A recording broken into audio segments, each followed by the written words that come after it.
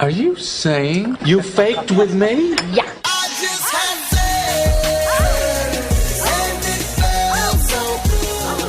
Wrong. Now you're single. What do you know about sexual relations? Is it true that if you don't use it, you lose it?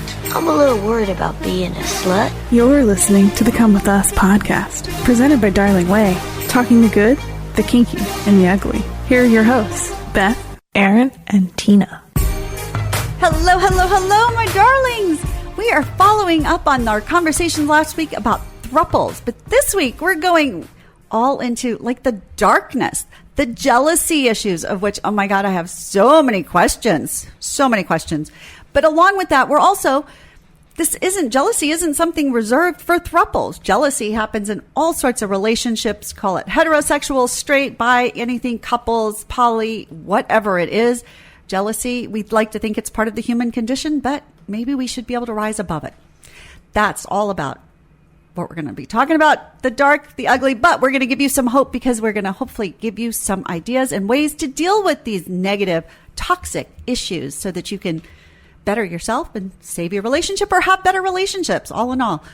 I'm Beth Darling, your sexy genius from sexyedschool.com, and I'm here with the ever handsome and oh so cheerful Aaron, the beautiful and bold and outrageous Tina, and our guest Kat, who again spoke last week on Throuples. If you haven't listened to that one, you might, because it's really interesting and you just can't imagine. People have relationships that look so different from what you might have.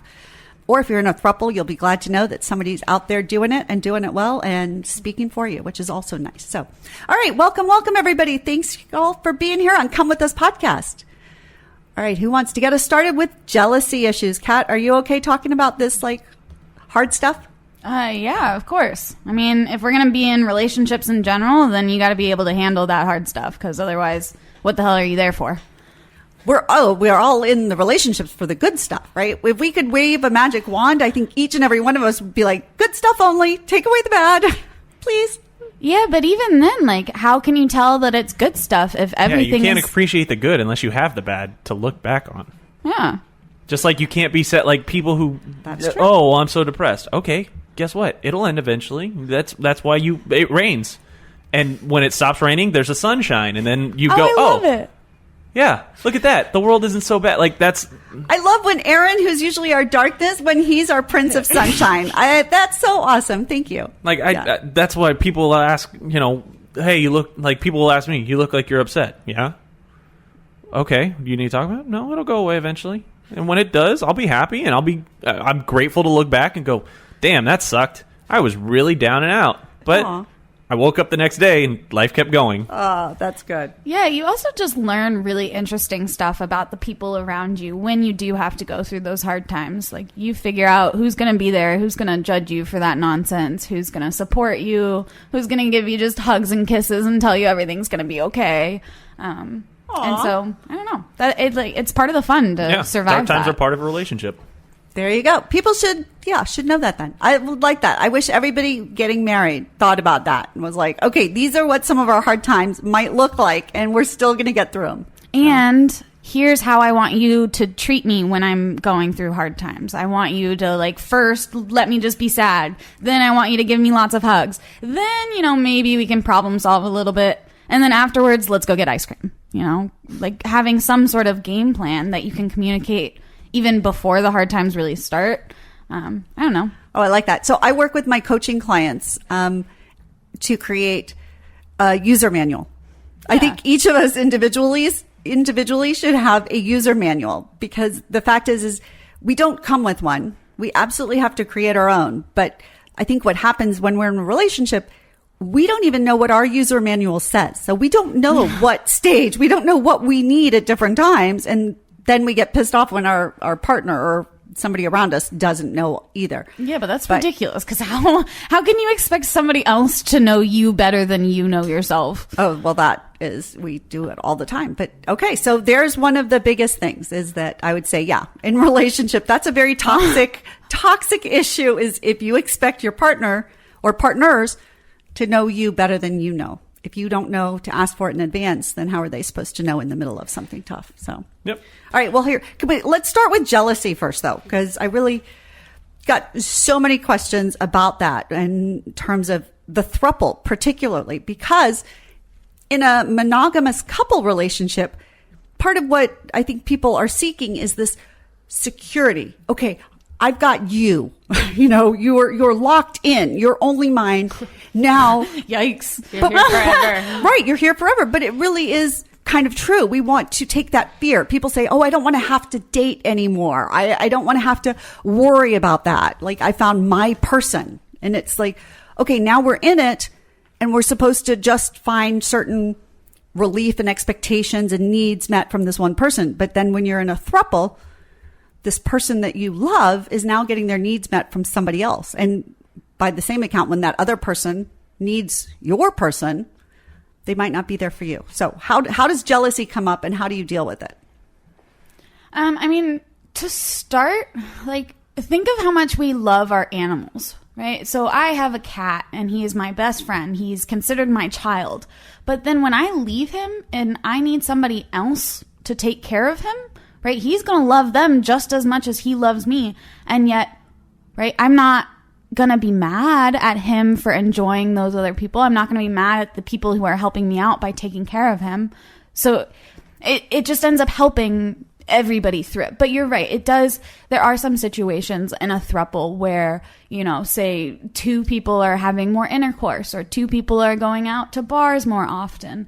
And that third one might feel a little bit left out or feel like they're being neglected. And that's really tricky situation. I do agree with that.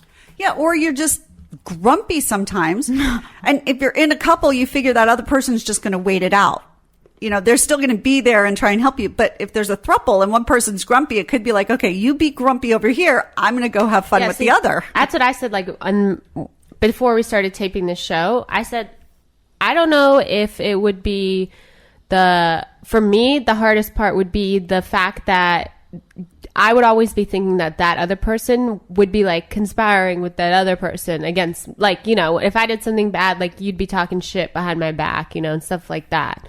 Yeah. Where I would be, it's like a form of, I guess, jealousy, but So a little bit of that sounds like insecurity. Yeah, sure. I think jealousy is based on insecurity. Yeah. It's this scarcity mindset. There's not enough for me, or somebody's getting more than I am getting, or that I need. But if you're really feeling that way in a relationship, why are you still in the relationship? Oh, I was just talking about in a throuple. Oh, yeah. Yeah. So that's what I'm saying. If you, in a throuple, you had a situation where you had you have 3 people, those 2 other people can go and, for me, I would always think, oh, are they talking about something I did, something bad, stuff like that, where, as in, not that it's better in, a 2-person relationship, but, I guess people do go bitch to their friends or their parents without, I'm definitely one of those people. I can do that, too. So, it's not where you're immune, but... Yeah, so maybe it's that the insecurities get the light gets shined on them more perhaps in a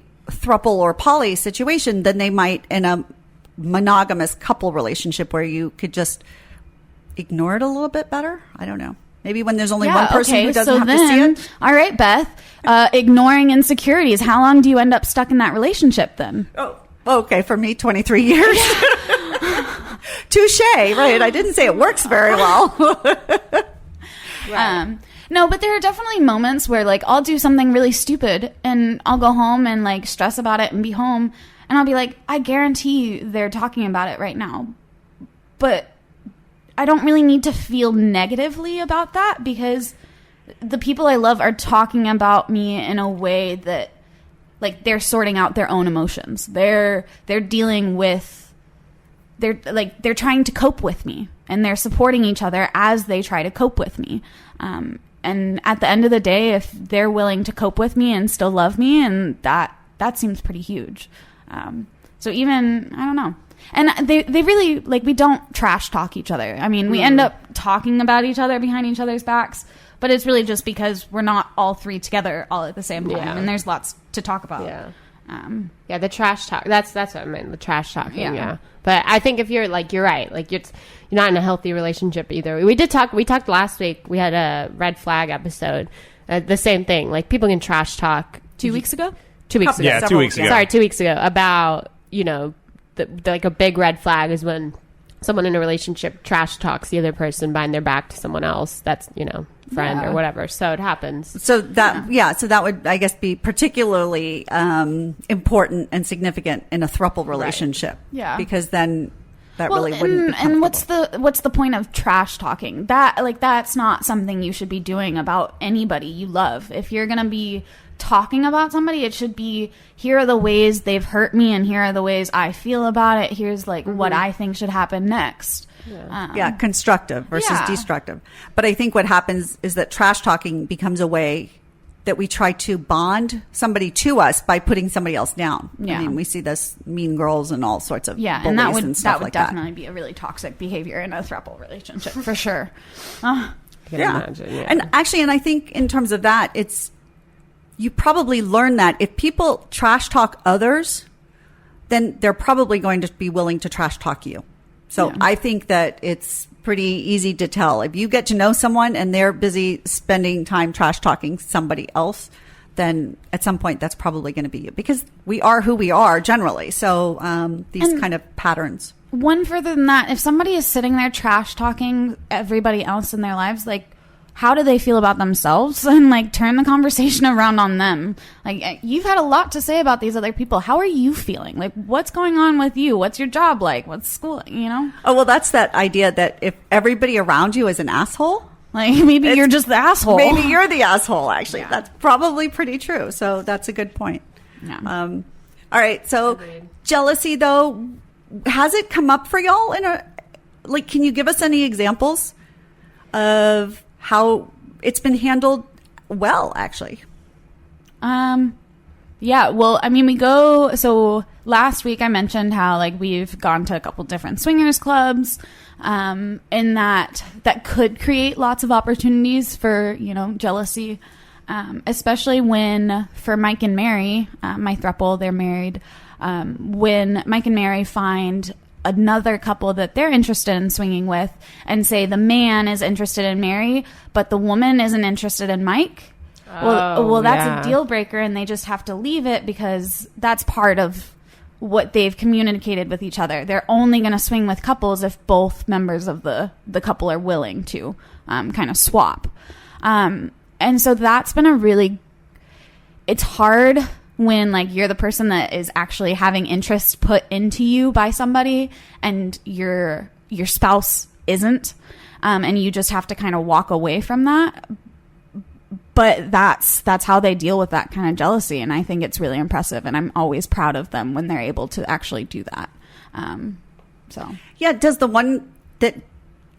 one who hasn't garnered interest then feel kind of bad? Or that would be me. I'd be like, oh God, I can't believe I'm so ugly that they don't want to do me and they want to do my partner. Well, yeah, that's why it's the other person's responsibility to end that communication and take their partner and, go be kinky elsewhere. Let's go put on lingerie and spank each other. Let's go do stuff, just the three of us. We don't need anybody else tonight if that's not going to happen. It's not worth endangering our relationship just so that one of us could have sex, Yeah. Okay. And so what about last week's episode? We ended and I said the question I was going to have for you, what I thought was the hard one, was about what happens when Mike, the husband in this relationship, if he wanted to get another girlfriend, because he's got now his wife and now he's got you, plus they have another friend who is mostly out of the picture but still is in the picture sometimes. So I want to know about that, and then we're going to follow up the one that you suggested. But yeah, so I mean, I will tell you this. I will feel a little bit jealous if he does, right? Only a little? I mean, yeah, it's natural. You've got to feel a little bit jealous because otherwise, are you human? So yes, you'll feel jealous. But also, that's why you create relationships with that person. I mean, albeit it doesn't have to be a sexual relationship. But if I know this other human and I can also trust them and I can also see what Mike finds beautiful and interesting about that person, then awesome. He's found a really good addition to his crew. And whether or not he can share that with me, that doesn't matter. I think it's really significant that he's found somebody to connect with. And human connection is so freaking hard that why would I be the one to kind of step in the way of that with my own emotions? Okay. I'm so old, but I have so much to learn because that's a beautiful answer and I totally appreciate it. And I would love to think I could be that strong. I'm not at all sure that I could. So, kudos.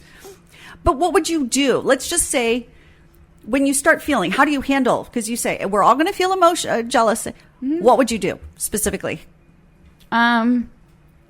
If that really were the case, I might go up to Mike and I would say like, hey, I'm feeling a little bit jealous, a little bit left out. Maybe my sexual needs aren't being met. Can we have some time, just the two of us? Or I might go to Mary and ask for some special time with just her. Or I could ask them if, I'm going to take a little bit of add some space where maybe I'm seeing Mike and Mary just a little bit less often for the next few weeks until I feel more comfortable with it.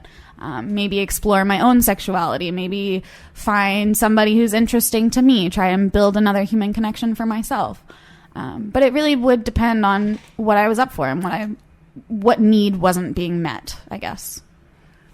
Okay, so I think, so that could translate, for example, in couples relationship.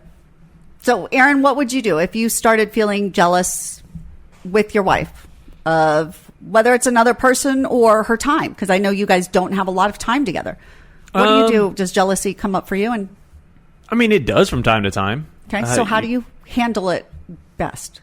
We just kind of communicate to each other, hey, I haven't been around you a lot, and I'm jealous that you've been so wrapped up in work or, being with your friends or dealing with, our animals or something like that, hey, we need to just isolate just the two of us and spend time together and stop worrying about everything. I don't care what we're doing. We can be watching stupid reruns of stupid shows that we hate. We just need to spend quality time together to kind of resettle the boat, kind of. Does that make sense? Yeah, to give some reassurance. Yeah. And so when you do that, does she, or if she approaches you that way, do you both, is that kind of like a level 10 priority that, that's going to happen right away? Or is it like, sorry, I'm so busy with other stuff, this isn't going to happen for however long? I mean, it depends. It depends on how dire the one makes it out to be to the other. Yeah, if somebody comes up crying, oh my God, I miss you so much, I need you so bad. That's probably a drop everything and make sure you're taking care of them. But if it's like I'm at work and I know I'm literally at work and will not be leaving work for another 3 hours and it's an hour drive home, and she were to text me and say, I miss you, we haven't spent any time together, well, I can't just drop everything and forego my career, my occupation at the drop of a hat for that. Right. I guess I was thinking more like weekends or evenings or something. Do you cancel other plans?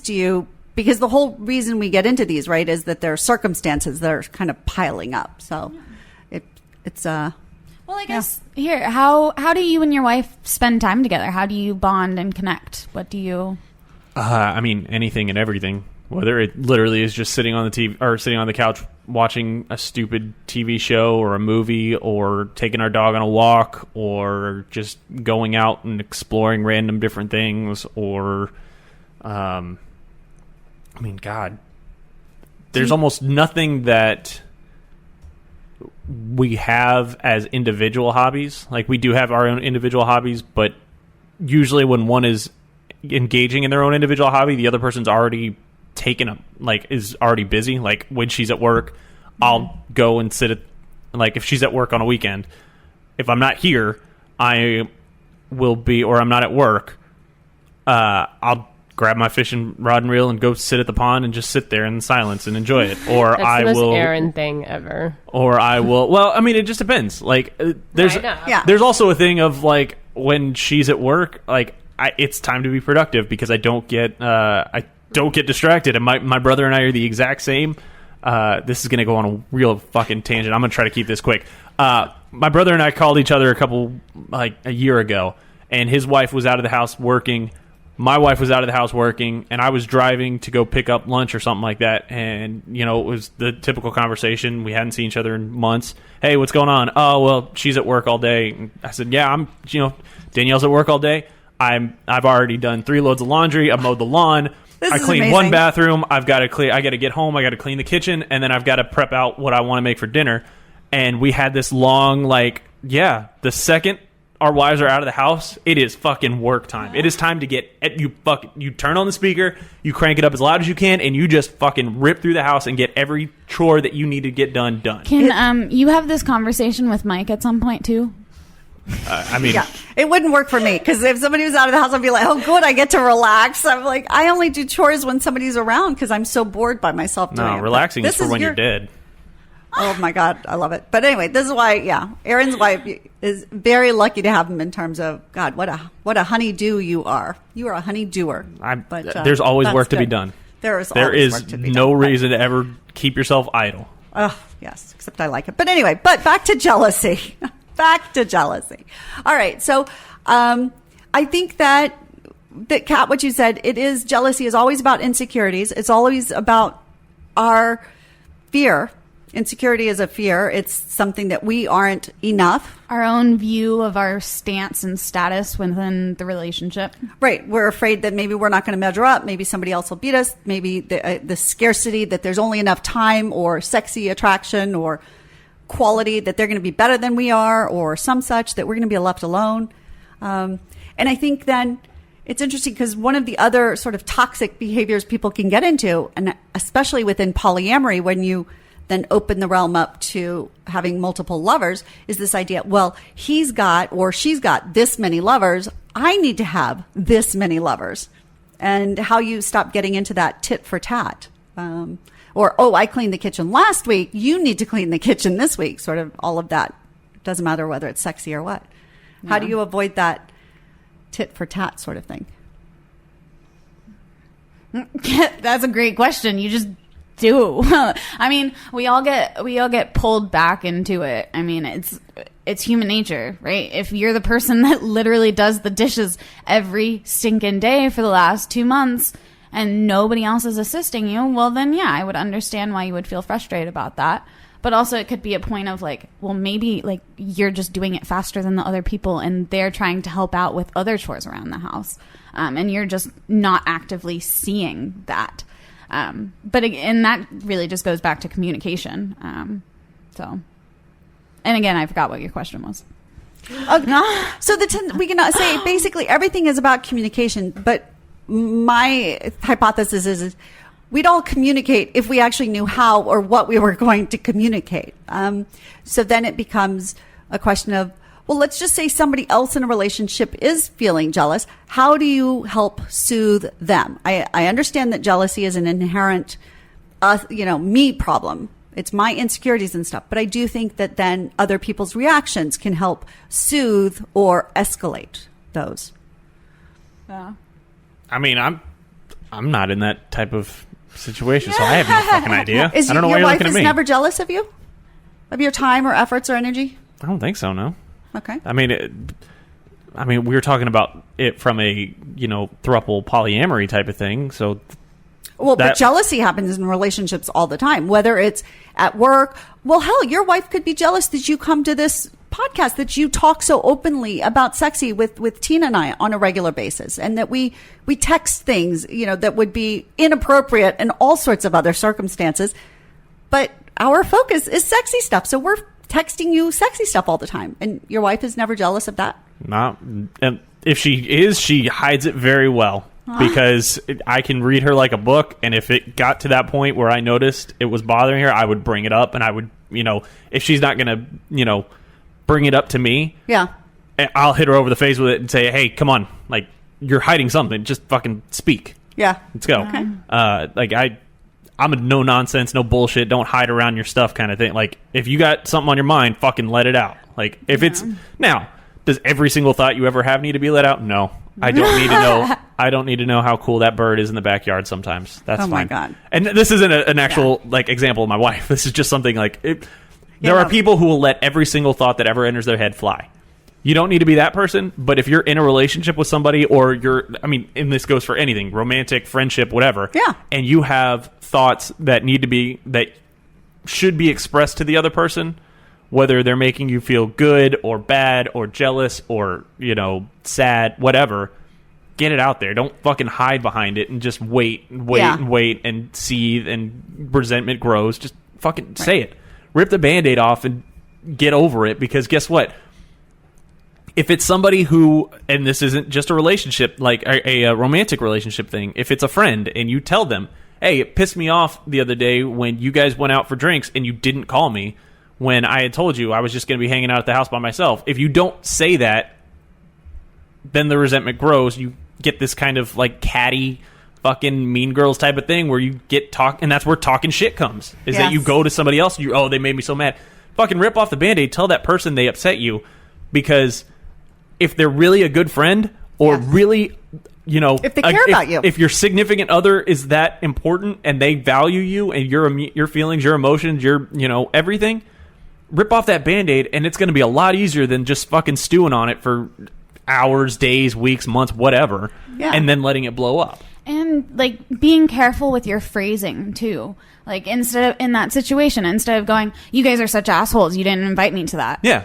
I mean, instead, if you phrase it, yeah, you guys really hurt my feelings. I was so excited to hang out with you. I think you're awesome and you're like some of my greatest friends. And then they would probably feel really guilty after that. Well, and I would actually go a step further. So there's one thing, you are assholes. We take our insecurity and we put it on somebody else, which happens all the time. Like, I'm insecure, therefore you did something wrong.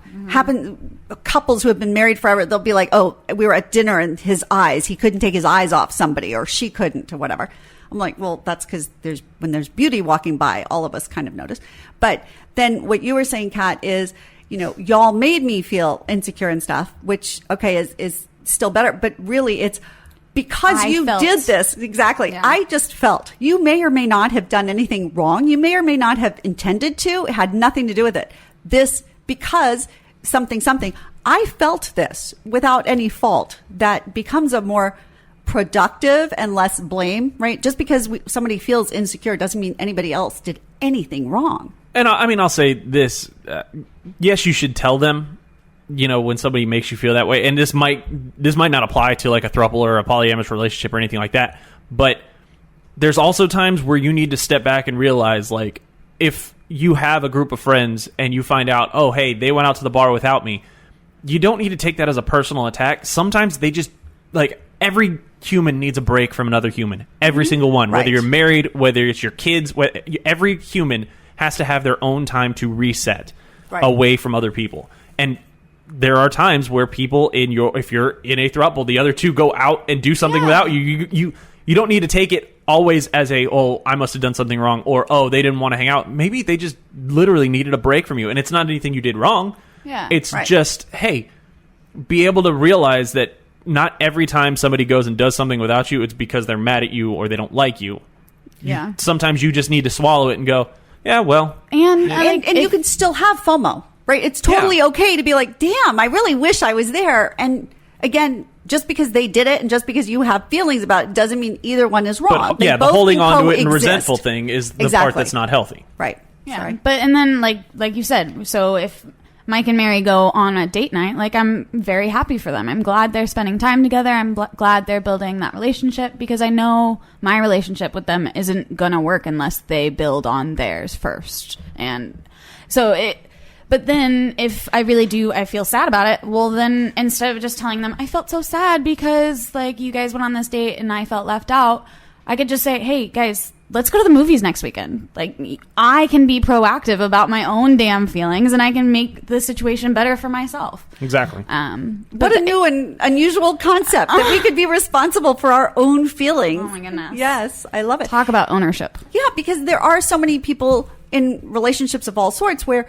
it becomes like there's sort of a work wife or a work husband, or somebody at work, and we feel jealous or concerned, and we assume and we put the blame on somebody else, like, oh, you're doing something wrong and blah, blah, blah. But I think if we just could say, hey, for some reason, there's something about that relationship that just is irritating me a little bit or making me feel a little insecure, then at least hopefully I think it can be addressed more readily. It can be become open and help people work through. Why are you feeling insecure in a relationship? Don't you know? This is what you've got. This is what I want. But especially when there are troubles already in a relationship, I think those little things become really big things. And you end up with a pretty big pile under the rug after a while. Yes. So. Yes. As Tina says, like, She can deal. Tina's so good about asking for what she wants sexually and being okay with it.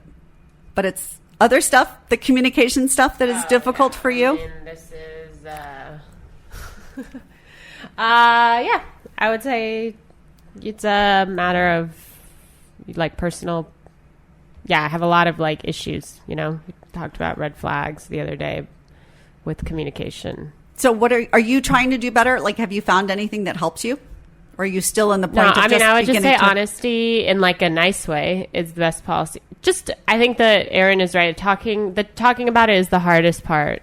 Yeah. Like it is, you're right. Like it's just starting that conversation. Rarely is it ever worse than the worst thing you're going to think it's going to be, like you always think it's like, you always think of the worst case scenario when you're thinking about something like this. I find that that's really the case. So do you think it's hard to get the conversation started? Yeah, that's what I'm saying. Okay. I think, well, and I'm also like a huge procrastinator with everything. So I would say like for me, I mean, I have a big issue with like putting things off. And I think that can go like along if we're talking about toxic behavior, like self-sabotaging. A lot of it happens through things like that. Some self-sabotaging in relationships and stuff like that. Yeah, and I think self-sabotaging, it's become this phrase and stuff, but really what it is that Perks of a Wallflower, this old movie or something, talked about that we get the love we think we deserve. There's so much truth in that. And so what happens is that when we're getting more love than we actually think we deserve, we fight it somehow. We fight it. It's We crazy. self-sabotage it. It's like, no, this can't be real. They're so nice to me. There's got to be something wrong. Or this is going that's the well. looking for This has somebody's to be- baggage. Like, what are they hiding? What are they, Right. Oh, I mean, there's no, everyone like, thinks that. and it happens, I think, the world focuses the fact that, women more likely are doing it. Men do it too. Oh, because you'll absolutely. find, as a guy, a girl will give you her number at a bar and you'll go, God, she was a fucking 10.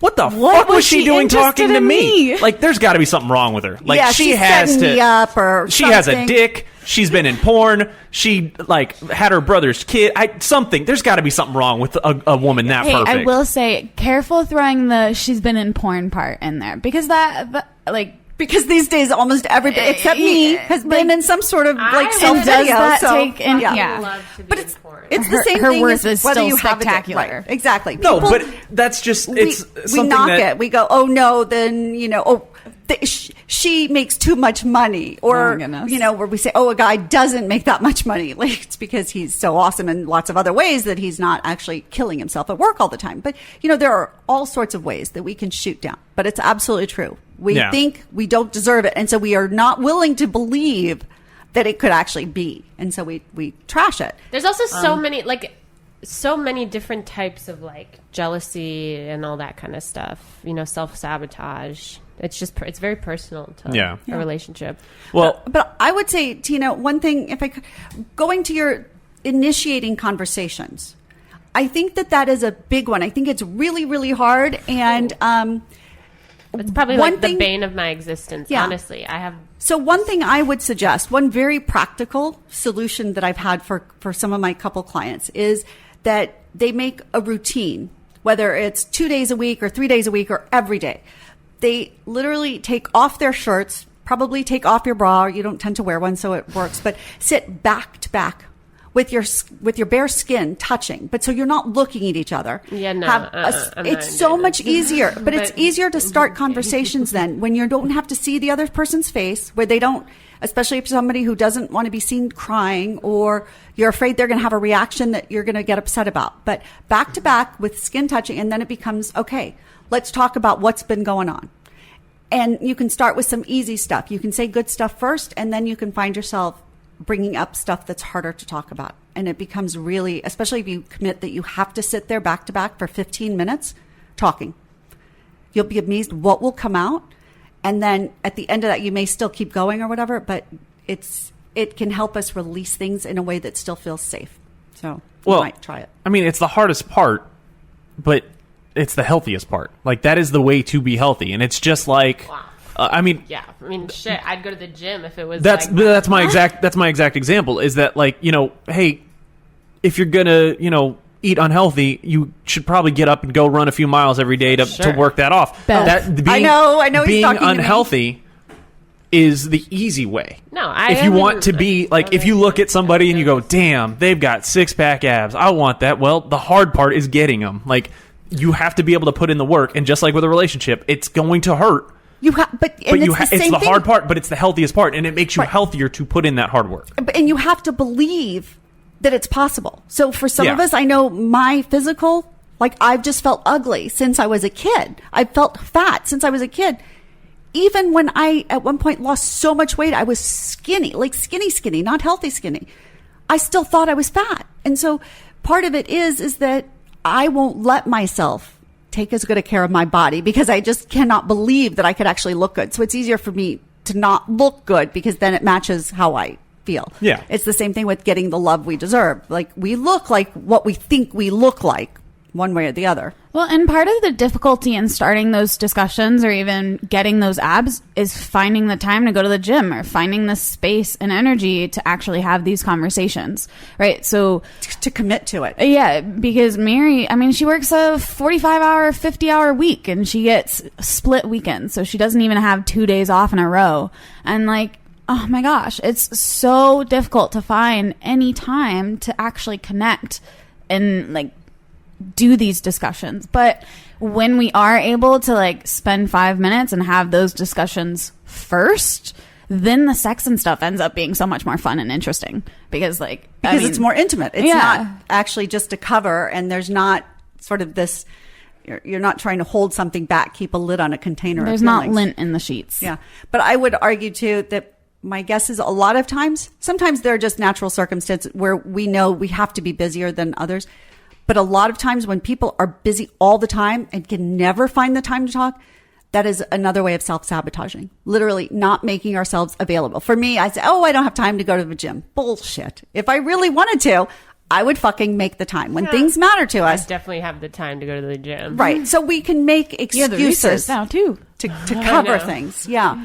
And we don't, whether it's time, whether it's energy, whether it's, I never get enough sleep. This happens with parents who have young kids. It's like, we never get any sleep. We don't have any time. Well, yeah, you have enough time. You actually feed your kids, that you make time for that, no matter how little sleep you got. If your intimacy is really important, if your relationship is important, you kill then your you have kid, to prioritize. Beth, if you don't feed it. Well, I know, but still. You kill your relationship if you stop talking to each other. One's like a lifetime of jail. Well, okay, versus jail. But really, the other one is if you want your marriage, prioritize feeding children over. Yeah. Okay, some food, right? But doesn't mean you have to cook whatever. There's all sorts of different things, but it is priorities. And people say, my relationship, my marriage means so much. And yet actually it is on the bottom when it comes to how much time they actually devote to it. And to the sexy, to the intimacy that is required, the time just to talk and connect with each other. So that's hypocrisy, just the same way as me saying, I want to be in good shape. Well, no. If I really wanted to be in good shape, I would be taking action to be in good shape, but I'm not. So it's ridiculous to say it. Yep. So, all right. So we've talked a little bit about, I feel like we've delved into the emotional jealousy and that side of the relationship stuff. Here in a second, why don't we actually get to the sexual jealousy part? Because we haven't Go for it. We haven't really dove into that, especially from Kat's perspective with that kind of stuff, since we actually have somebody who, experiences it, and a way to tie it into, the different situations the three of us are in as well. Yeah. But before we get there, if you guys are listening on Apple, pause it. Nah, don't pause it. You can still do it while you're listening. Go scroll down to the bottom of this episode, rate us 5 stars, leave a review, let people know what you like. If you don't like something, keep it to yourself. No, tell us. Keep it to communication, yourself. Tell us. No, rate us 5 stars, please. Leave us a review so more people can see us. If you're not listening on Apple, you know what? Go just download it take your friend's phone next time they're out of the room and download the episodes and set it to autoplay as their alarm clock. And when they ask you what the fuck, just say, well, I thought you could learn something. And have some fun. But yeah, if you ever want to get in touch with us too, you can reach out to us on Facebook or Instagram at Come With Us Podcast. You got us on Twitter at Come With Us Pod, or you can email us questions, comments, concerns, what you like, what you don't like, confession, story. We won't share your stuff on air. We'll keep all your stuff private unless you explicitly want us to. Come with us confessions at gmail.com. Hit us up there. Come with us confessions at gmail.com. I think that takes care of a little bit of that housekeeping stuff. Help us spread the word, please. Yeah. So, All right, sexual jealousy? yeah, let's talk Go about for it. the jealousy from the sexual standpoint, because, like, and I mean, this can relate to throuples. This can relate to, monogamous relationships, Fucking hookup culture, whatever you were in before you ended up being in an actual relationship. Situationship. Yeah, that. Fuck that. Or dating. So, Yeah. okay, so go ahead. So what's the question for Kat? I mean, y'all don't have any questions either? I was waiting to see He's where you like, were "Help." going. No. So, how do you deal with the jealous? Like, because I'm assuming the jealousy arises at times where, if Mike were to ask you to do something that Mary won't do, or he would ask you to do something and you go, "No, I'm really not feeling it," and then he turns around and goes and asks Mary for it, how do you deal with that jealousy?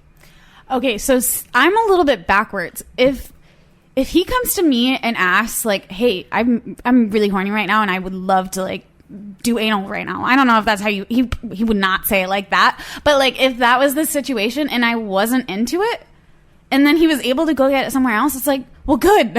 Like, he got what he needed, and I didn't have to, like, push myself outside of my bounds right now. Like, I wasn't in the mood right now. I didn't really want to do it, but, like, I'm really glad that my loved one is getting their needs met, even when I am not in the mood for it.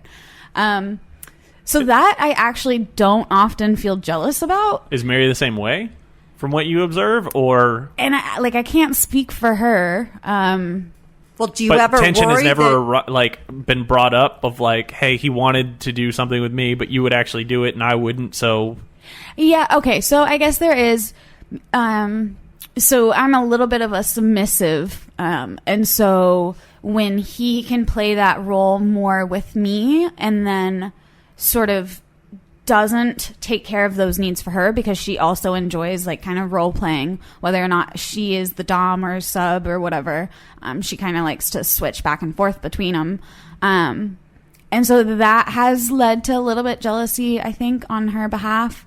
And it was one of those things she didn't outwardly say, and I would have really appreciated it if she had just said it, because instead she kind of just let it hang in the air. And at some point I was like, "Hey, Mike, I really think that Mary would really enjoy some of these things that we've been experimenting. Like, let's show her, let's join in with her, let's have her be, like, this center as well. Let's both sub, or have her sub for us." And so making her feel like she's the center of the relationship for even, just a night, it feels pretty awesome, and is kind of a good way to reset and actually put us all on the same playing field. I don't know if that makes sense. Yeah. It's No, that's a very generous thing, because I can understand where she might have actually needed some time to process, to figure out. There's this idea of, even if she's not expecting him to understand what she's needing, it can take us some time to figure out what it is we're needing. So when you say, she was it was just hanging out there. I could see it's like, I could see somebody's wheels turning, going, what the hell's going on? What am I feeling and why? But I think that what you did was really nice. Instead of getting upset and getting defensive, like, because you can tell there's a tension, even though you're not quite, turning it and basically killing it with kindness and love. Yeah. It's a really nice way to open a door for somebody, no matter what they're feeling, whatever they are, that when we are feeling more, when we get more love and attention, it is easier. Well, in that case, it was a good thing for her to feel jealous in that situation, because her jealousy of him and I's kind of sub dynamic made her actually feel confident enough to ask to sub. And she wasn't, what is the word when you switch? Yeah, she wasn't a switch before I came around. And then in this last year and a half, she's really explored this whole new field of sex and has really enjoyed it. And yeah, I don't know. I think it's really cool. And she actually, like, talked to me about it at one point, and she said, "I really appreciate, like, the strength and confidence you showed, even as being a sub, Like that's where I felt the confidence to actually ask him for that stuff too. Oh yeah, and there's this myth that subs are not strong, that they're not confident, that they're more like doormats, and I'm like, that's the biggest misperception. It's just bullshit. But it takes a lot of strength to own what it is that turns you on. Yeah. And then to be able to seek it. So then once you do so, what the actions you take within it are secondary to that emotional strength. So I think that is very cool. But what about then sexually, the fact that I think what happens with couples, and the reason a lot of people end up cheating and stuff, is that between the couples, there's this whole real life shit that's not very sexy. It's the garden, it's the yard work, it's the cleaning the bathrooms, right? There's not a lot of sexy shit about that. And so then somebody might find somebody outside of the relationship where suddenly all their conversations are about sexy or cool things and whatever. Yeah. And so how does that affect the threesome dynamic where they have that real life together and you're the external? Okay, well, one, I'm like not super external even anymore. Like I drive their kids around, I take them to practice, I'm with them a lot. Oh, so you've become part of that household reality. Yeah, but I will say, just like you're saying, how do we switch from the day-to-day into the sexy? And I will agree, like, that is so hard. Actually finding a way to be like, all right, I'm going to strip off all the gross crap that happened today, and I'm, like, ready to feel sexy. Like, how do you do that? I know. I say sometimes men have it where I think they just, perhaps, it just is more physical. They just sort of get an erection or something and that shifts their brain. And women, it's like our brains or our heart, our emotional state has to shift before our body will actually respond. So, often. Erin, if you don't mind me asking, how do you initiate sex? How do you guys like get in the mood? It just depends on the day and the time and what's going on. But typically it's just, again, it varies. Sometimes it starts with the back rub, sometimes it starts with the foot massage, sometimes it starts with just actually just like laying together snuggled up on the couch and pushing all three animals off, so it's just the two of us and we're making that skin to skin contact kind of thing. I mean, it just depends.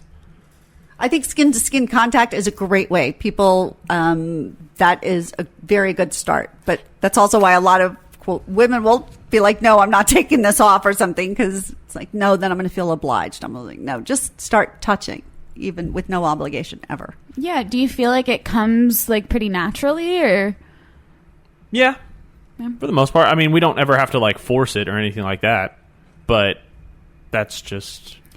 Are one of you ever like more sexually aroused or like feeling like one person is more sexual than the other? Yeah, definitely. Because, and I made this argument a couple weeks ago, I think, too. Like, if you have two people who have extremely high libidos and they match and they're always like that can be a recipe for disaster because you don't get shit done. Well, no, you might not. No, you might not. I said that's why it can be a recipe for disaster because you don't get shit done. You're always fucking in some way or another. That never happens. Two people's libidos never perfectly match. Exactly. But yeah, never. continue. Let alone three people's or more. There's always the acknowledgement of one of us has a higher libido than the other. Yeah. So, yeah. Yeah, and that is and hard. does that, See, that seems like the hard part to navigate in a monogamous relationship. I think that's a hard part for almost every couple. It just comes up at different time periods, and we might think that perhaps more often it's a man wanting more sexy than a woman, but I do know women who want more and that men may not. So yeah, I think it happens all the time. But do you think it's less so in a throuple? You think it's less so because maybe I've got more options. Yeah, that would be kind of true. It's like if all three of us are on the same page, awesome, we can have a great threesome. But I mean, that like more often than not, it's two people out of the three connecting, and then the next, I don't know, rotating. Yeah. Well, and you talked about this last episode. You said that sometimes Mary doesn't necessarily want as much sexy as y'all do, but then she doesn't get that. Okay. I think she does. She's just not as great as communicating, I think, that aspect as Mike and I. Right. Mike and I will be like, okay, I want to go fuck. Like, let's go to a bar and see if we can find women and like see what happens. But Mary, you know, she's more the adult in the relationship. That would be Erin's response, right? So exactly. She's like, I got work to do next morning. Like, I would love to go do this, but like, you know, I don't have the energy for it. So yeah. But then she doesn't get mad or feel left out. I'm sure she feels left out. Yeah. So, like I said, my relationship is not perfect and we do not have everything figured out. There are hurt feelings all the time. But at the end of the day, like, what really gets us through is just that, like, we all enjoy each other. We like each other. We trust each other. So even when we feel like we're being shit on by each other, we can remember, like, wait, I actually really trust these people. I don't think that's what they're intending to do, even though I'm kind of interpreting it this way. Well, and I guess maybe that's the key for any successful relationship is that a willingness to accept a commitment, even if it's not in the moment. But as Erin said, like last time, that when you get married, you become committed to the relationship above all other priorities, whatever, that the relationship is the primary focus for both of you, priority. Yeah. And I guess that's true then in a committed throuple or poly or something. One of their kids, their transgender son, like asked me to go pick up tampons. And I was like hanging out with my friends. And I was like, yeah, of course. Like, drop everything and go help however I need, whatever they needed, always. And like, obviously not to the detriment of myself or my own social life or family life. But I would do everything within reason that I could for them. And I think they know that. And so...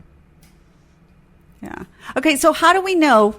There are a lot of people that we know and we see that have toxic relationships. I think, Erin, you might not have ever been in one, but God knows I have. And oh, okay. Yeah. So I'm crazy bitches everywhere. Hey, and crazy people. Assholes. Right. I didn't say. Just because I didn't finish the sentence doesn't mean the first part wasn't true. Well, and mind you, toxic relationships are a thing, but there's also such a thing as toxic traits within pretty healthy relationships. Mary and I have not figured everything out. We are toxic to each other sometimes. And it is really hard to step back and say, wait, why are we doing this to each other? What is happening? I love you too much to like treat you like this. Like, let's reassess what we're doing. Yeah, that's true. Well, I was in a relationship where I said that I was totally in love with the person. He was totally in love with me. And yet it was toxic because I said it was like he loved me so much. He squeezed me like a bird. It was like a kid who was holding a bird and was so excited and loved the bird so much that they accidentally squeezed it to death, right? Way That's too controlling. Yeah. And, afraid of somebody leaving them. Yeah. And in the name of love. Yeah. And yet it's toxic. But I think maybe that's really the concern is that we're getting some good stuff from it. And yet it's mixed with poison. And it becomes this question of, oh God, how do I understand how much just is a little poison that I can keep dealing with and trying to figure out? With you and Mary, and when it becomes overwhelming. Well, I mean, Tina's kind of the queen expert of toxicity in people. So I mean, I've certainly had my fair share of toxic behavior with relationships. For sure. Where you're the one partaking in it or experiencing it? Both.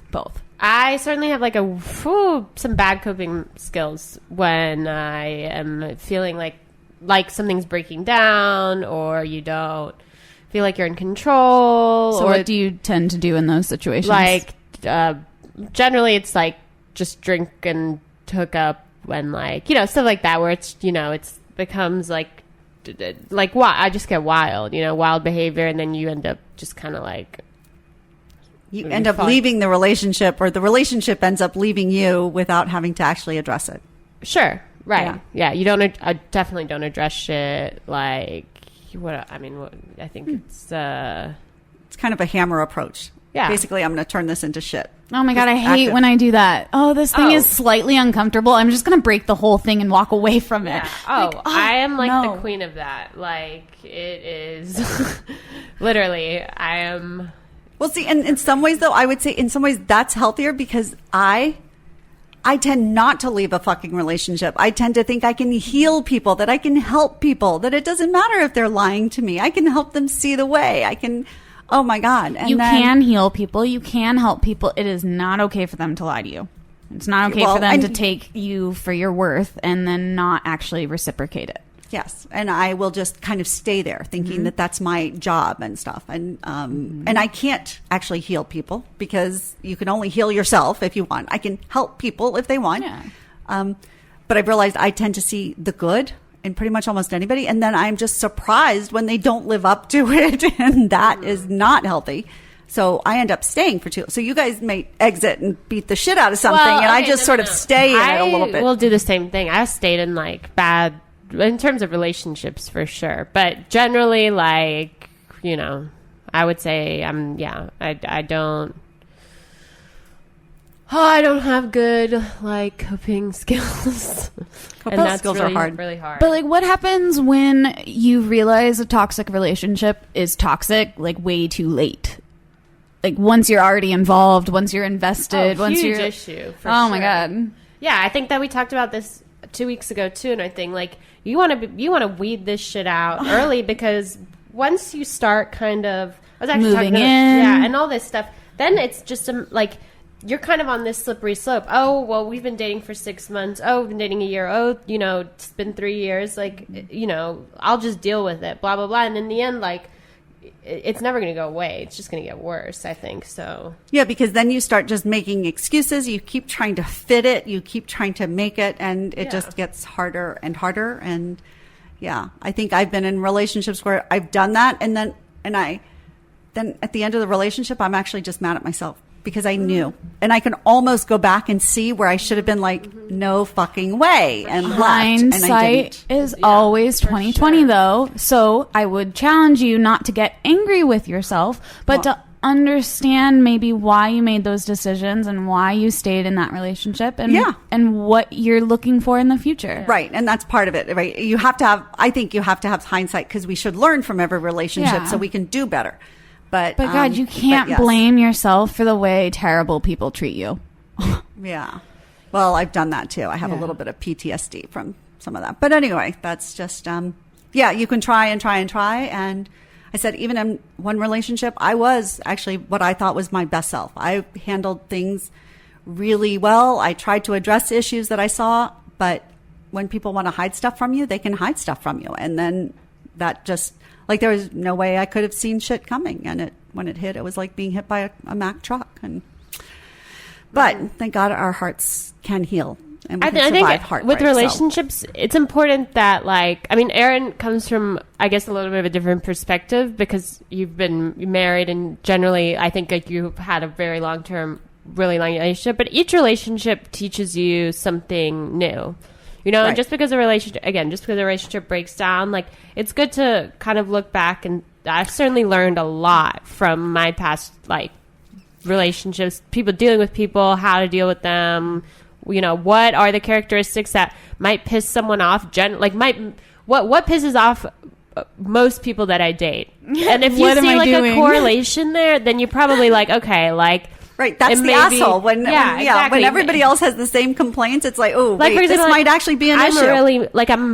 I'm messy, right? And like that's something that I recognize that people complain, like people I date, So generally, like I try and work on, especially like if I'm, at someone else's house or within their space, like to at least keep it clean, keep it how they like it, because I know it's like a fault of mine. And that's certainly something I've learned through, having like relationships and stuff like that. So, and it's good because you could just get defensive and be like, "Fuck it, I'm only going to date people who are okay with me being a slump." Yeah, but that would be a toxic relationship. Yeah, and that would be right where you're constantly irritating each other. So you just have to decide not only who you are, but who you want to be. Because if who you are isn't what you want to be yet, then you work on it, and you find people who try to support you as you work on it. So you don't have to be perfect, but you can be like, I want to be neater, so I'm trying. I certainly see no issue with being a cleaner person. I just think it's something that I have never prioritized, or certainly something that like maybe a fault of like the way I was raised. Like it wasn't just like, my dad's not an extremely like neat person and stuff, so it wasn't. Might hoard. Yeah, he's a hoard, definitely a hoarder. So I think that like you, it just doesn't matter. But those are like those little things, and then there's certain things where you realize that they're not that big of a deal. Like for example, I literally once had, I mean, it wasn't a long-term relationship breakdown because like of two factors, which looking back were so stupid. One, he'd like make the bed when we woke up in the morning. And looking back now, like it was his bed, like he would leave earlier and stuff. And like, I didn't make his bed. I've dated so many people. It's such a varied type of thing that in the end, like the not making your bed, I get it's like your space, but if you don't like, you know, if you expect me to do it, I don't think that that's like certainly fair and expect that it's such a huge deal. Right. Or you need to ask and you need to say, for some reason, this is really important to me. Would you please? And then it becomes, okay, if you're not willing to do what's important to someone, well, then it's probably not a relationship you should stay in. But if you don't even know until they're willing to break up with you, then that's kind of that you're looking self-sabotage, like, oh, that person's not good because they didn't make my bed. Jesus. Like, yeah, we could all find somebody's flaws. So. You could nitpick all the time, but I think that another toxic, pick your battles, people. Like, holy shit, not everything has to be like a huge thing, you know? Pick your battles and learn how to tease. Like, oh my goodness, Nina, look at you. You made the bed this morning. Thank you so much. That's awesome. And then the one day that you didn't, like, oh my goodness, you're back to your old habit. She didn't make the bed again. You know, kind of making lighthearted of things. I would agree with that. Like, well, I think lighthearted, but I think sometimes people use teasing as it can become passive aggressive. That is true. Which isn't good. But so it needs both sides. It needs the active and open communication of, "Hey, Tina, please make the bed in the morning." Right, and then you can have some lighthearted and say, "I love you, but it drives me nuts because even when you don't make the bed." Again, that's not like, and that lets out a little bit of that tension that they're just holding. You know? Yes, we're entitled to say what's important to us. It doesn't mean that it's actually important on a I don't know, what is it, objective scale. Yeah. But that's just how we feel and stuff. And also, I would say, like, if you find yourself to be the person who is, this is also one other thing, lessons, all these lessons. If you find yourself to be the one who is always apologizing for something, you know, like you're always like, I'm sorry, like you say you're teasing or whatever, and you feel like you're the one who's always, you know, saying like, oh, sorry, blah, blah, blah. Then like, there's definitely something awry, you know, it may not be your relationship's totally bad, but at the same time, you have to realize that like, why are you always like constantly apologizing for these little things, or why is someone calling you out, or you feel the need that you have to say like, oh, I'm sorry, and you take up space, and your worth is probably like your worth is worth that space. So don't, like, I find myself, I do that all the time where I diminish myself. Oh, I'm so sorry, I'm like taking up your space right now. I'm so sorry that I've crashed on your couch all week. But like, if you're their friend, they want you there. Yeah. And then you can turn around and say, is it okay with y'all? Like, I'm happy being on the sofa. Here. Exactly. Yeah. I appreciate that. But yeah, especially women, we apologize for stuff all the time, even when we actually shouldn't. And I've tried to practice saying, I'm sad. I'm sad that you're hurt, or I'm sad that you're disappointed. Sometimes instead of it's just recognizing again that they can have their feelings, even though I haven't done anything wrong. So I try to use sorry when I've done something wrong. And I'm accepting responsibility and using, I'm sad that it upsets you, and I will try to do better, you know, to do it your way in the future without it being just a diminishment of self, because I do think that happens. So, and then being willing to make apologies is a big one. It's a really big one. Oh, huge. So healthy relationships, communicate. Yeah. What were you? Recognize that insecurities, jealousy is really, it starts with you. Finding your own worth. Well, sometimes I would say like, that like jealousy, most of the time it's not exactly warranted, but sometimes like I would, you know, don't be just dismissive of all behavior. Well, so I think actually that's a good point. So, but again, this idea, if you have been jealous in a lot of your relationships, and perhaps maybe people have been cheating in a lot of your relationships, then maybe there's something about who you're picking. Yeah. So look at that first. Mm-hmm. But then in a relationship, if you're not normally a jealous person and then it starts coming up, then you can look and say, wait, is this me? Or is there actual That's reason? Actually great. Yeah, and that is a advice. That ability to discern is really important. But that's where when I was in my in my marriage, I was so insecure that I was jealous about all sorts of shit. And so then when there was reason to be jealous, like I just thought it was me and I didn't pay attention. But when we're clear about who we are and everything, then we can look a little bit and be more discerning and understand whether it's actually something that warrants some concern and some follow-up and something investigation. And I think that's different than jealousy. It's like, well, is there something going on here that I should be aware of or that is not healthy to our relationship? Versus, oh, I'm feeling insecure because I'm not getting my needs met. And then how to deal. So self-worth, knowing and then being willing, recognizing that everybody is going to be different. Some people are going to want their beds made. Some people are going to want sexy more than other people. Some people aren't going to know exactly what they want yet, and opening up. But yeah, really, God. Be able to work on stuff. Oh my gosh. Yes. Those are the kind of people that make me nuts. The ones who are just totally content with exactly the way they are and they're just willing to like be that for the rest of their lives. And I'm like, well, that's awesome kind of that you found yourself, but like you aren't just yourself in a relationship with me. So like there's going to have to be work put in. You have to be willing to put that in, or why are we here? Well, that's the thing. Nothing stays the same. So everything is changing. It's a question of whether we're going forward in a good way or not. And I think then not only are the people who think, oh, I've got it all together, this is me and this is who I am, but then there are the people who are like, well, I have all of these flaws. There have been, 10 people in the past that have called me out on this particular issue, but tough, I can't change. That's what I can't. This is just me. I'm like, well, no, that's who you choose to be, and that's okay, but I don't want to choose it. But it's that idea that if people are not willing to recognize, to go forward, to improve, I say lawyers have to go do continuing legal education. Doctors do continuing medical education, nursing and things, professions.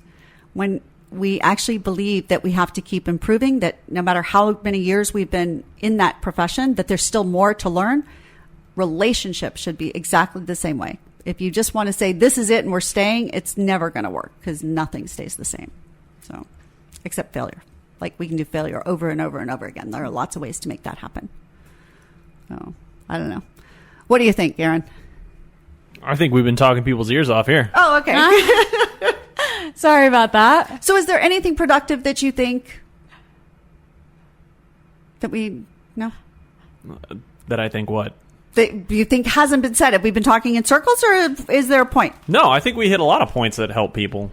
Okay. I mean, that's just... We could go on about this forever. Aaron's right. There's so many, like hundreds of different toxic behaviors you could just keep going. We could talk for years. Well, no, we could talk infinitely, right? Because just like you were saying, everything changes and evolves. We're all going to have new stories. Yeah. All right. Well, so I would say that the lesson is more than anything, take care of your own stuff, be willing to see yourself, and also never just settle in a relationship. Even if there's something that's really driving you nuts and stuff, have the courage, find a way to grow and to address it with your partner, even if it's hard. Because that way I want you to go forward together instead of just trying to hold on to or trying to stay in something that's bad. So, again, 50% of marriages end up in divorce. 25% of marriages are sexless. Both of those numbers are depressing as hell. And I don't want anybody to be part of them. I think that there are ways. If you had a good relationship, keep it good. There are ways to do it. You can do it. We have faith. We know that you deserve actually really good fucking love. Lots of it. So. All right, cool. Well, thank you, Kat. This has been a pleasure talking about Throuples. Yeah, so much it's been fun. great to be here. It's exciting. Yeah, it's been awesome. All right. Well, I'm Beth Darling, your sexy genius here on Come With Us podcast. Thank all of y'all for joining with us. Let us know any of your questions, concerns. Follow us, email us, whatever. Aaron, you want to give Come them With the Us whole spiel? podcast on Instagram and Facebook. Come With Us pod on Twitter, and then questions, comments, whatever, shoot it straight to the email address, comewithusconfessions@gmail.com. Perfect. This is the podcast that you need when you want the bare naked truth about love, sex, and relationships. I'm Beth Darling, your sexy genius, signing off. Big hugs and love. Bye. Thanks for listening to the Come With Us podcast. Be sure to follow us on social media at Come With Us Podcast and send in your questions, comments, and confessions to comewithusconfessions@gmail.com. Until next time, keep it fun, flirty, and naughty.